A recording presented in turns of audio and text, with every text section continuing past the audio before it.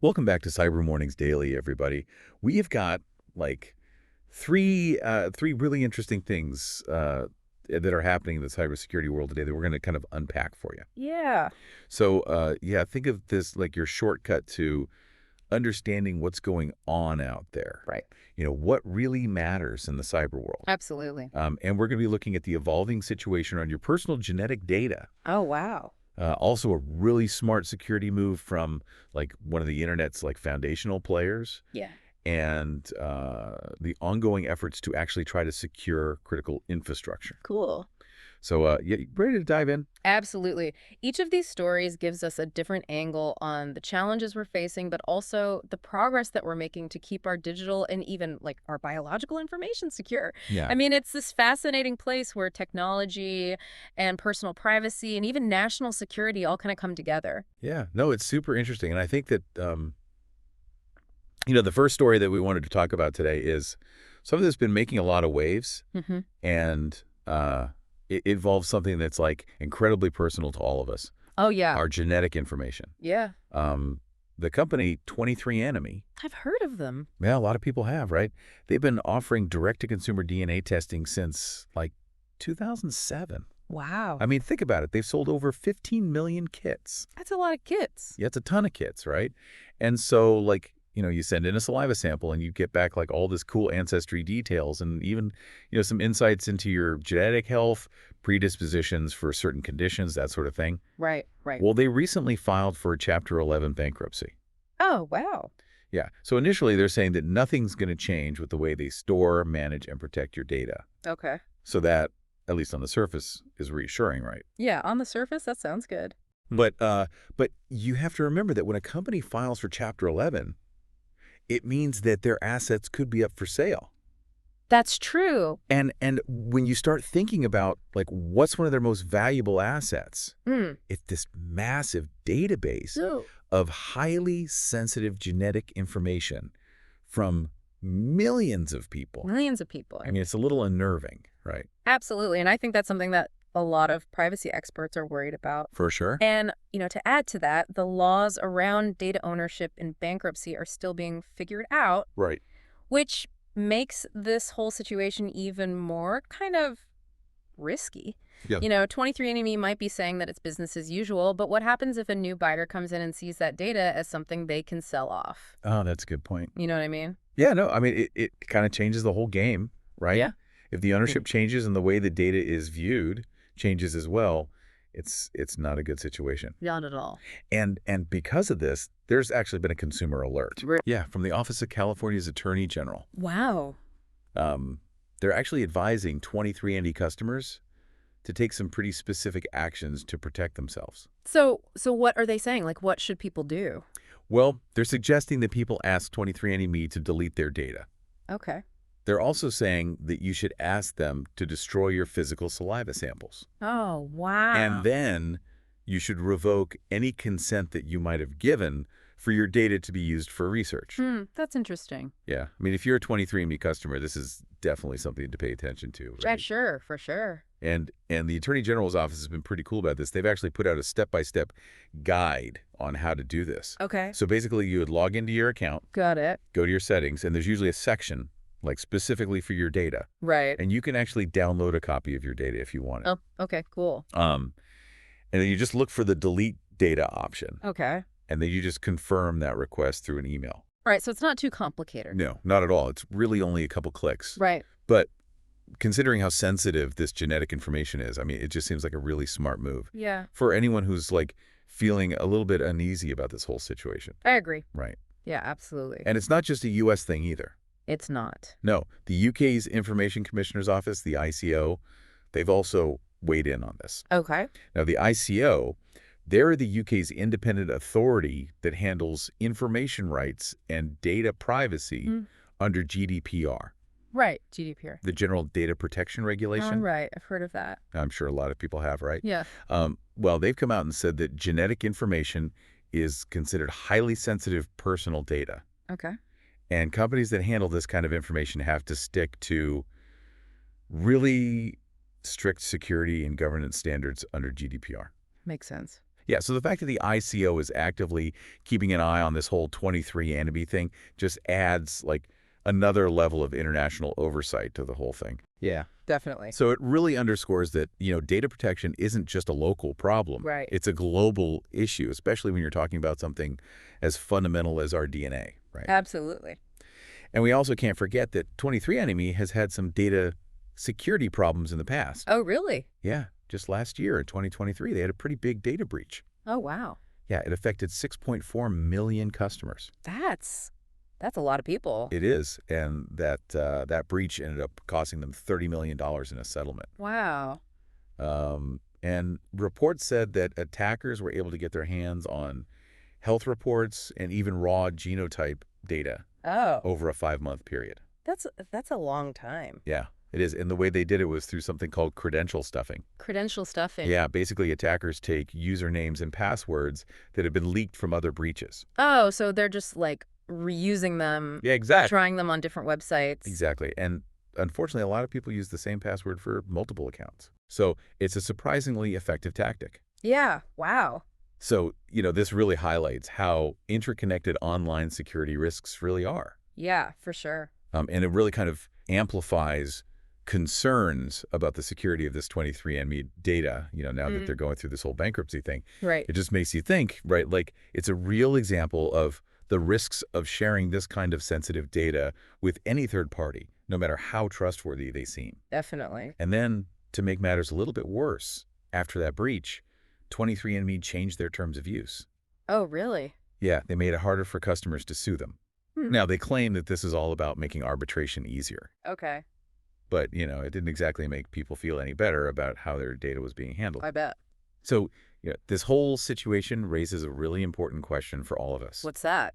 Like, given these potential ownership changes Right. and these past security issues, how much risk are you really comfortable with when it comes to sharing really personal information, like your DNA? Yeah, it's a big question. Even if a company promises to protect your data initially. Yeah, you have to weigh the potential benefits of what you might learn Right. against the potential downsides. Yeah. What could happen to your data in the future, Absolutely. especially with privacy and security. For sure. For sure. So, speaking of security, let's switch gears a bit Okay. and talk about something a little more proactive Yeah. in the digital world. Right. Cloudflare, a company that's like a major player in making sure the internet is fast and secure. Yeah. They've just announced that they're making a big change to how their API endpoints work. Okay, so tell me about that. Yeah, so they're blocking all unencrypted HTTP traffic, Oh, interesting. and they're only going to accept secure HTTPS connections for api.cloudflare.com. Got it. And that's their, main API, right? Exactly. So, from a security standpoint, this seems like a really good move. Absolutely. It's basically stopping any sensitive information from going out in plain text, even for, a split second Yeah. before it gets a chance to switch over to a secure connection. Right. And Cloudflare actually pointed out that even those initial HTTP requests that get rejected Right. could leak things like API keys or tokens Oh, wow. before the server even tells them to use HTTPS. That's a good point. And this is especially risky on public Wi-Fi, Oh, for sure. where someone could be snooping on that unencrypted traffic. Totally. Yeah. And that's like a man-in-the-middle attack. Yeah. Classic man in the middle. Right. So by completely turning off HTTP access at what's called the transport layer for their API, Okay. which is like the set of rules and protocols that let different software systems talk to each other, Right. they're basically making sure that HTTPS is used from the very beginning. Got it. So no unencrypted data gets exchanged at all. That makes sense. Now, this is great for security. Yeah.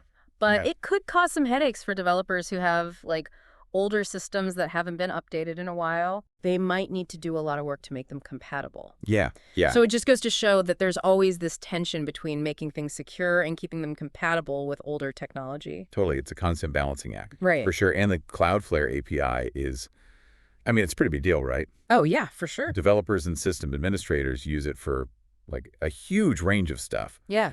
From managing DNS, which is the internet's phone book, Right. to setting up firewalls and DDoS protection and even caching and SSL certificates that make websites secure. Yeah, I yeah. mean, it's used for all of that. And even more complicated stuff like infrastructure deployment Right. and zero trust security policy. Oh, yeah, yeah, yeah. It's really a control panel for a lot of the internet. Absolutely. So this change is going to affect anyone who's been using HTTP to work with the Cloudflare API. Yeah. And that includes like scripts and bots and legacy systems, Yeah. even some IoT devices. Hmm. And, those low-level clients that just don't support HTTPS or don't use it by default, Right. they're basically going to stop working Until they get updated, yeah. until they're updated to use HTTPS. Exactly. Exactly. And it's interesting. Cloudflare's own data shows that, like, even now in 2025, Yeah. about 2.4% of all internet traffic that goes through their systems is still using HTTP. Wow. Okay. Yeah, and if you look at automated traffic specifically, it's even higher, almost 17%. Wow. That's a lot more than I would have guessed. Yeah, it is, right? Huh. And it just goes to show that, like, even though HTTPS has become the standard for browsing the web, Right. there's still a lot of automated systems and older protocols that haven't fully made the switch to always-on encryption, That's true. Yeah. which is kind of scary when you think about it. Yeah, definitely. So Cloudflare is doing something else that's pretty interesting. What's that? Later this year, they're going to release a free option Okay. for people who own websites to disable HTTP traffic on their sites. And they're going to do it in a way that's safe and secure. That's great. Yeah, so it seems like they're really pushing for this to become a more secure standard across the whole internet, Absolutely. which I think is awesome. Yeah. It raises an important question for all of us, though. Yeah, what's that? Are all the tools and systems that you rely on actually using secure communication protocols? Yeah.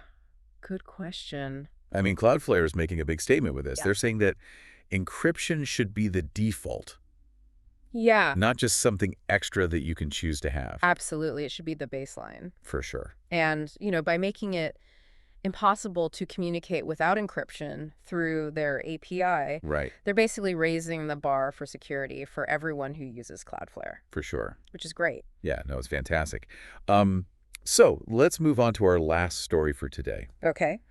This one involves the Federal Communications Commission, the SEC, Okay.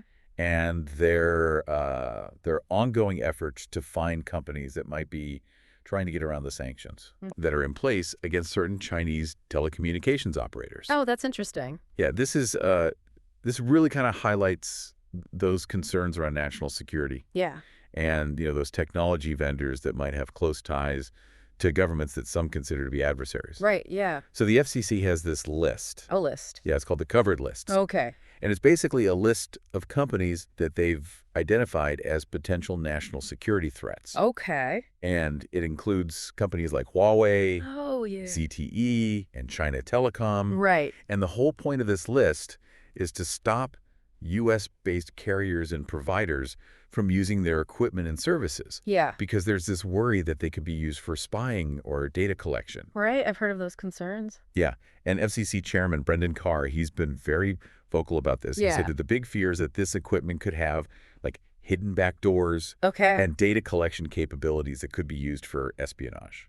Right. So they're worried that these companies might be trying to get around the rules and still operate in the U.S. Yeah, exactly. But like secretly or through some back channel. Exactly. And it's really hard to prove, right? Yeah. It's like, how do you catch them? I know, it's a challenge. Yeah.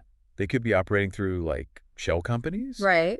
Or they could be subtly influencing smaller companies that seem totally unrelated. Yeah. It's tricky. Yeah, it's a tough one. Uh-huh. But the FCC isn't just sitting around. They've actually launched a full-on investigation Wow. to try and identify these organizations that are potentially doing this. Interesting. And this has been going on since they announced their new Council on National Security earlier this month. All right. And it seems like a big focus for this council is to figure out if any U.S. companies Yeah. are still using equipment or services from these banned vendors. Right. Because, yeah, that would be a pretty big national security risk. Absolutely. And it sounds like Chairman Carr is serious about this. Oh, yeah. I mean, he's said that they're committed to figuring out just how widespread this is Right. and then closing any loopholes that might let these, untrustworthy actors get around the rules. Yeah. No, they're definitely taking it seriously. Which is good. It is. But it makes you wonder, right? Like how what? Like, these telecom companies, they operate all over the world. Yeah, they do. So how effective can the FCC really be in stopping them from operating in the That's a U.S.? good point. It seems like it would take a ton of international cooperation and intelligence sharing to really make a difference. Yeah, for sure. It's a complicated situation. It is. And one thing that I found interesting about this whole announcement Yeah. is that it's really focused on Chinese telecom companies. Yeah. But they haven't said anything about investigating the use of software from Kaspersky. Oh, that's interesting. Yeah. Kaspersky is that Russian security vendor. Right, exactly. And they're also on the FCC's covered list. Yeah, I remember them. They were sanctioned too, right? Yeah, they were forced to pretty much stop operating in the U.S. because of espionage concerns. Yeah. So Yeah. it's kind of curious that they're not mentioning Kaspersky in this. Yeah, you'd think they'd be looking into that too. Right. Maybe they're focusing on the hardware and services first, Yeah, maybe. because that's directly involved in our infrastructure. Yeah, that makes sense. Or maybe there are different rules for software companies. It's possible, yeah. It's definitely something to keep an eye on. It is, for sure. Yeah. But this whole initiative with the FCC just really shows how tough it is Yeah. to secure our national telecommunications infrastructure. Right. It's like it makes you think about all those hidden risks that could be lurking in our technology supply chains. For sure. And it's not just about knowing who your vendors are, No. but also understanding the whole geopolitical context. Yeah, the bigger picture. Exactly. It's a multi-layered problem that needs a multi-layered approach. We need government oversight and regulation, Right. but companies also need to do their homework before they choose their technology partners. Absolutely. And they need to constantly be looking for new vulnerabilities. For sure. Yeah, it's a never-ending job. It is. It is. So there you have it. That's our deep dive for today on Cyber Mornings Daily. Wow, that was a lot. It was a lot, right? Yeah. We talked about the whole 23andMe bankruptcy situation and what it means for your genetic data. I. We talked about Cloudflare's smart move to boost API security, Yeah. and then the FCC's efforts to protect our telecommunications infrastructure. Yeah. Great stories. Yeah, I thought they were all pretty interesting. Really highlighted how complex this whole cyber landscape is. Totally. And how things are always changing. Right. And we need to be careful, both as individuals and as organizations. Absolutely. Always be vigilant. Yes, exactly. So hopefully this gave you some food for thought to start your day. Yeah, Keep thinking critically about these issues. that's the key. It really is the key. Yeah. And before we go, I want to leave you with one last thought. Okay. You know, in a world where everything is connected, how do we get the benefits of all this amazing technology Right. while still protecting our privacy and our national security? Yeah. It's a tough question, right? It is. Yeah. But it's one that we all need to keep thinking about. Absolutely. So yeah, thanks for joining us today on Cyber Mornings Daily, and we'll catch you next time. See you later.